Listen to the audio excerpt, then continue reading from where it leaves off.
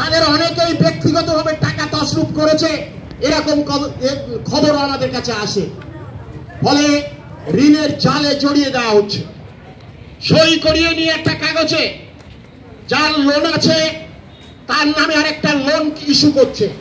ধরুন পাওনা 15,000 টাকা, তার নামে 25,000 টাকা একটা লোন ইস্যু করে ওই 15,000 টাকার লোন শোধ করে নিচ্ছে, এবং এই যে 10,000 টাকা বাড়তি তার নামে নতুন একটা লোন করা হলো, সে